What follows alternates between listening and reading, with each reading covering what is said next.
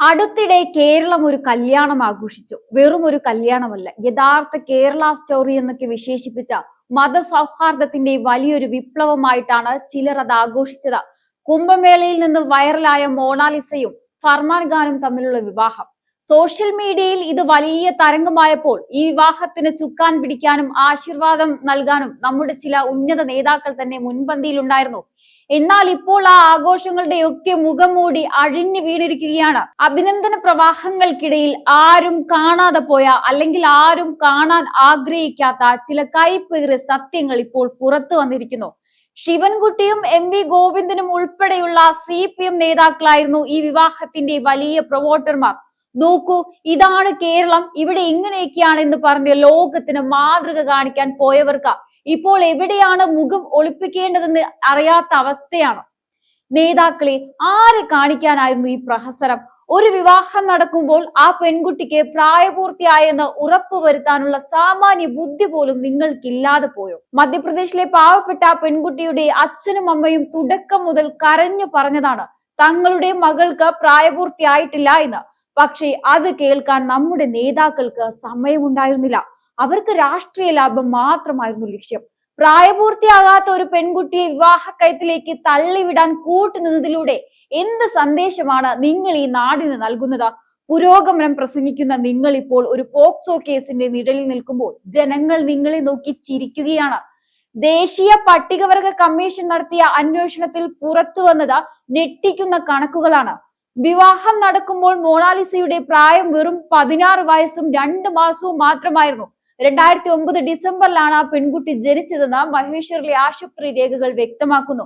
18 വയസ്സായി എന്ന് കാണിക്കാൻ ഒരു വ്യാജ ആധാർ കാർഡ് ഉണ്ടാക്കി ഇവിടെയുള്ള ഒരു പഞ്ചായത്ത് ഓഫീസിനെ തെറ്റിദ്ധരിപ്പിച്ച ക്ഷേത്ര അധികൃതരെയും കബളിപ്പിച്ചാണ് വിവാഹം നടത്തിയത്. ഈ വ്യാജരേഖകൾ ചമയ്ക്കാൻ ആരൊക്കെയാണ് കൂട്ടുനിന്നത്? ഒരു ഗ്രാമപഞ്ചായത്ത് ഓഫീസിൽ രേഖകൾ പരിശോധിക്കാതെ വിവാഹം രജിസ്റ്റർ ചെയ്തത് എങ്ങനെയെന്നും അന്വേഷിക്കേണ്ടിയിരിക്കുന്നു. ഇപ്പോൾ ഫർമാൻ ഖാനെതിരെ പോക്സോ നിയമപ്രകാരം FIR രജിസ്റ്റർ ചെയ്തു കഴിഞ്ഞു. കുറ്റവാളി ജയിലിലേക്ക് പോകുമെന്ന് ഉറപ്പാണ്. എന്നാൽ ഫർമാനേക്കാൾ വലിയ കുറ്റവാളികൾ ഈ ഗൂഢാലോചനയ്ക്ക് കൂട്ടുനിന്നവരാണ്. കേരളത്തിലെയും മധ്യപ്രദേശിലെയും DGPമാരോട് ഏപ്രിൽ 22-ന് ഹാജരാകാൻ കമ്മീഷൻ ഉത്തരവിട്ടു കഴിഞ്ഞു. ഈ വിഷയത്തിൽ നടന്ന ഓരോ ചുവടുവെപ്പിലും നിയമലംഘനങ്ങളുടെ നീണ്ട നിര തന്നെയുണ്ട്. അതുകൊണ്ട് സുഹൃത്തുക്കളെ, ആരെങ്കിലും പ്രണയിച്ചു എന്ന് കേൾക്കുമ്പോൾ ഉടനെ അതിനെ രാഷ്ട്രീയവൽക്കരിക്കാൻ ഓടുന്ന നേതാക്കൾ ഒന്നോർക്കുക. നിങ്ങളുടെ ഈ ഷോകൾക്ക് ഇരയാകുന്നത് പാവപ്പെട്ട പെൺകുട്ടികളുടെ ജീവിതമാണ്. ഇതിനെയാണോ നിങ്ങൾ യഥാർത്ഥ കേരള സ്റ്റോറി എന്ന് വിളിച്ചത്?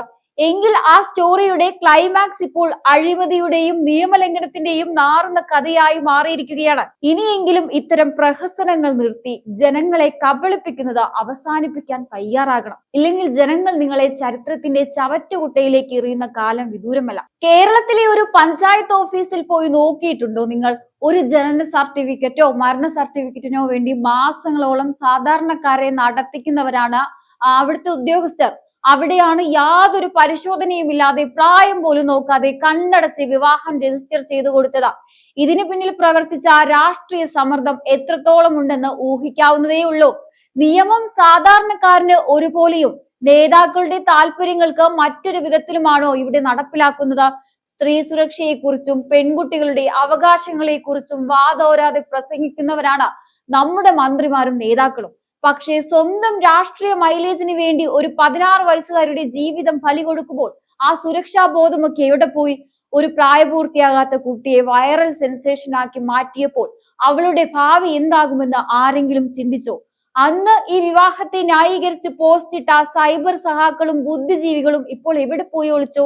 ഇത് ലവ് ജിഹാദാണെന്ന് അന്ന് പറഞ്ഞവരെ വർഗീയവാദികളായി മുദ്ര കുത്താൻ കാണിച്ച ആവേശം ഇപ്പോൾ എവിടെ? സത്യം പുറത്തു വരുമ്പോൾ എല്ലാവരും മാളത്തിൽ ഒളിക്കുകയാണ്. കമ്മീഷൻ റിപ്പോർട്ടിൽ പരാമർശിക്കുന്ന മറ്റൊരു ഗൗരവകരമായ കാര്യമാണ് ഇതിൽ ചില നിരോധിത സംഘടനകളുടെ ഇടപെടൽ. കേരളത്തിൽ ഇത്തരം ശക്തികൾക്ക് വളം വെച്ചു കൊടുക്കുന്നത് ആരാണെന്ന് എല്ലാവർക്കും അറിയാം. വോട്ട് ബാങ്ക് രാഷ്ട്രീയത്തിന് വേണ്ടി ഇത്തരം സാമൂഹിക വിരുദ്ധ പ്രവർത്തനങ്ങൾക്ക് കുട പിടിക്കുന്ന നേതാക്കൾ നാടിന്റെ സുരക്ഷയാണ് അപകടത്തിലാക്കുന്നത്. അതുകൊണ്ട് പ്രിയപ്പെട്ട നേതാക്കളെ, അക്ഷരത്തെറ്റില്ലാതെ മലയാളം വായിക്കാൻ പഠിപ്പിച്ചതുപോലെ നിയമ പുസ്തകം കൂടി ഒന്ന് മര്യാദയ്ക്ക് വായിച്ച് പഠിക്കുന്നത് നന്നായിരിക്കും. പ്രായപൂർത്തിയാകാത്ത പെൺകുട്ടികളെ വിവാഹം കഴിപ്പിക്കുന്നത് വിപ്ലവമല്ല, അത് ക്രിമിനൽ കുറ്റമാണ്. ഇവിടെയാണ് നമ്മൾ ഗൗരവമായി ചോദിക്കേണ്ടത്. എന്തിനു ഉറപ്പിന്മേലായിരുന്നു CPM നേതാക്കൾ ഈ വിവാഹത്തിന് കുടപിടിച്ചത്? ഒരു പെൺകുട്ടിയുടെയും യുവാവിന്റെയും വിവാഹം നടക്കുമ്പോൾ അവരുടെ പശ്ചാത്തലമോ രേഖകളോ പരിശോധിക്കാനുള്ള സാമാന്യ മര്യാദ പോലും എന്തുകൊണ്ട് ഇവർ കാണിച്ചില്ല? ഉത്തരവാദിത്തപ്പെട്ട സ്ഥാനങ്ങളിൽ ഇരിക്കുന്ന ശിവൻകുട്ടിയും MV ഗോവിന്ദനും എന്തിനാണ് ഈ പ്രഹസനത്തിന് ചുക്കാൻ പിടിച്ചത്? ആരെ ബോധിപ്പിക്കാനായിരുന്നു ഈ ധൃതി? കേരളം ഒരു മതേതര സ്വർഗമാണെന്ന് പുറം ലോകത്തെ കാണിക്കാൻ ഒരു കൊച്ചു പെൺകുട്ടിയുടെ ജീവിതമാണോ നിങ്ങൾ ബലി കൊടുക്കേണ്ടത്? യഥാർത്ഥ കേരള സ്റ്റോറി എന്ന ലേബൽ ഒട്ടിച്ച് രാഷ്ട്രീയ മൈലേജ് ഉണ്ടാക്കാൻ ശ്രമിക്കുമ്പോൾ നിങ്ങൾ കൂട്ടുനിന്നത് ഒരു പോക്സോ കേസിനാണെന്ന് ഇപ്പോൾ ബോധ്യമായല്ലോ. പ്രായപൂർത്തിയാകാത്ത ഒരു പെൺകുട്ടിയെ ഇരയാക്കി മാറ്റിയ ഈ ഗൂഢാലോചനയിൽ പങ്കുചേർന്ന നേതാക്കൾക്ക് ഇനി എന്ത് ന്യായീകരണമാണ് പറയാനുണ്ടാവുക എന്നത് നമുക്ക് കാത്തിരുന്ന് കാണാം. അധികാരത്തിന്റെ തണലിൽ എന്ത് നിയമലംഘനം നടത്താമെന്നും അതിനെയൊക്കെ വിപ്ലവം എന്ന് വിളിക്കാമെന്നും നിങ്ങൾ കരുതിയെങ്കിൽ നിങ്ങൾക്ക് തെറ്റി. വോട്ട് ബാങ്ക് രാഷ്ട്രീയത്തിന് വേണ്ടി ഒരു കുടുംബത്തിന്റെ കണ്ണീർ കാണാതെ പോയ നിങ്ങൾ ഈ നാട്ടിലെ പെൺകുട്ടികളോട് മറുപടി പറയേണ്ടി വരും. പ്രീണന രാഷ്ട്രീയത്തിന് വേണ്ടി നിയമത്തെ ചവിട്ടി മെതിച്ചവർക്ക് കാലം കാത്തുവെച്ച തിരിച്ചടിയാണിത്. കേരളത്തിലെ സാംസ്കാരിക നായകരും ബുദ്ധിജീവികളും ഇപ്പോൾ എവിടെ പോയി? ഒരു ചെറിയ പ്രശ്നമുണ്ടാകുമ്പോൾ കത്തെഴുതാനും മെഴുകുതിരി കത്തിക്കാനും ഓടി വരുന്നവർ ഈ 16 വയസ്സുകാരിയുടെ ജീവിതം വെച്ച് രാഷ്ട്രീയ നേതാക്കൾ പന്താടിയപ്പോൾ എന്തുകൊണ്ട് പ്രതികരിക്കുന്നില്ല? നിങ്ങളുടെ പുരോഗമന ബോധം രാഷ്ട്രീയ പാർട്ടികൾക്ക് അനുസരിച്ചാണോ മാറുന്നത്? ഒരു പെൺകുട്ടിയുടെ മൗലികാവകാശങ്ങൾ ലംഘിക്കപ്പെട്ടപ്പോൾ മൗനം പാലിച്ചവർക്ക് ചരിത്രം മാപ്പ് നൽകില്ല. ഇനി നമ്മൾ മറന്നു പോകാത്ത ഒരു കാര്യമുണ്ട്. ഈ വിവാഹത്തെക്കുറിച്ച് അന്നേ ചിലർ സംശയങ്ങൾ ഉന്നയിച്ചിരുന്നു. പെൺകുട്ടിയുടെ പ്രായത്തെക്കുറിച്ചും ഈ വിവാഹത്തിന് പിന്നിലെ അസ്വാഭാവികമായ ധൃതിയെക്കുറിച്ചും ചോദ്യങ്ങൾ ഉയർന്നപ്പോൾ അതിനെയൊക്കെ വർഗീയത എന്ന് മുദ്രകുത്തി നിശബ്ദനാക്കാനാണ് ഇവിടെ ചിലർ ശ്രമിച്ചത്. സത്യാവസ്ഥ അന്വേഷിക്കണമെന്ന് പറഞ്ഞവരെ സംഘികളായും വർഗീയവാദികളായും ചിത്രീകരിച്ചു. രാഷ്ട്രീയത്തിന്റെ നിറം കലർത്തി യഥാർത്ഥ പ്രശ്നത്തിൽ നിന്ന് ജനശ്രദ്ധ തിരിച്ചുവിട്ട അന്ന് നിങ്ങൾ വർഗീയത എന്ന് വിളിച്ച് അടിച്ചമർത്താൻ നോക്കിയത് ഒരു പെൺകുട്ടിയുടെ അച്ഛന്റെയും അമ്മയുടെയും നീതിക്ക് വേണ്ടിയുള്ള നിലവിളിയെയായിരുന്നു. ഒരു കുടുംബത്തിന്റെ വേദനയെ രാഷ്ട്രീയ ലാഭത്തിനു വേണ്ടി നിങ്ങൾ ചവിട്ടി മെതിച്ചു. പ്രായം നോക്കാതെ നിയമം നോക്കാതെ വെറും രാഷ്ട്രീയ വാശിക്ക് വേണ്ടി ഒരു ബാലവിവാഹത്തിന് കുടപിടിച്ചവർക്ക് ഇനി എങ്ങനെയാണ് നെഞ്ചുവിരിച്ച് നടക്കാൻ കഴിയുക? അന്ന് നിങ്ങൾ വർഗീയതയെന്ന് പറഞ്ഞ് തള്ളിയ കാര്യങ്ങളാണ് ഇന്ന് പോക്സോ കേസായി നിങ്ങളുടെ മുൻപിൽ നിൽക്കുന്നത്. ഇതിന് കാലം നൽകിയ മറുപടി എന്നല്ലാതെ മറ്റെന്താണ് വിശേഷിപ്പിക്കുക? അവസാനമായി പറയാനുള്ളത് ഇതാണ്. ഈ മൊണാലിസ ഫർമാൻ വിവാഹം കേവലം ഒരു പ്രണയ തകർച്ചയോ നിയമപ്രശ്നവോ മാത്രമല്ല. ഇത് നമ്മുടെ സിസ്റ്റത്തിന്റെ തന്നെ പരാജയമാണ്. വിപ്ലവത്തിന്റെ പേരും പറഞ്ഞ് നടന്നവർ ഇപ്പോൾ എവിടെ പോയി ഒളിച്ചു? ശിവൻകുട്ടിയും MV ഗോവിന്ദനും ഉൾപ്പെടെയുള്ളവർ ഈ പ്രഹസനത്തിന് വിസിൽ മുഴക്കിയപ്പോൾ അവർ മറന്നുപോയ ഒരു കാര്യമുണ്ട്.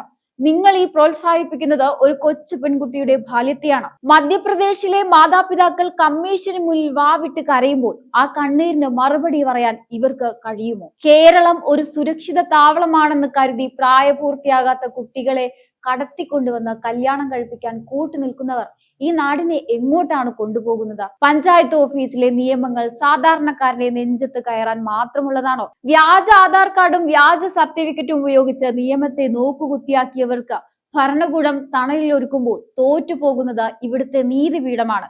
യഥാർത്ഥ കേരള സ്റ്റോറി എന്ന് പറഞ്ഞ് ഇതിനെ വെള്ളപൂശിയ സൈബർ പോരാളികളോട് ഒന്നേ ചോദിക്കാനുള്ളൂ. ഇത് നിങ്ങളുടെ വീട്ടിലെ കുട്ടിക്കായിരുന്നു സംഭവിച്ചതെങ്കിൽ നിങ്ങൾ ഇങ്ങനെ തന്നെ ലൈക്ക് അടിക്കുമായിരുന്നു. ഇപ്പോൾ സത്യം അതിന്റെ പൂർണ്ണ രൂപത്തിൽ പുറത്തു വന്നിരിക്കുകയാണ്. ഫർമാൻ ഖാൻ ജയിലിലേക്ക് പോകുമായിരിക്കും. പക്ഷേ അതിനേക്കാൾ വലിയ ശിക്ഷ ലഭിക്കേണ്ടത് ഇത്തരം ക്രിമിനൽ പ്രവർത്തനങ്ങളെ വിപ്ലവമായി അവതരിപ്പിച്ച രാഷ്ട്രീയ നേതാക്കൾക്കാണ്. വോട്ട് ബാങ്കിന് വേണ്ടി പെൺകുട്ടികളുടെ ജീവിതം പന്താടുന്നത് ഇനിയെങ്കിലും അവസാനിപ്പിക്കണം.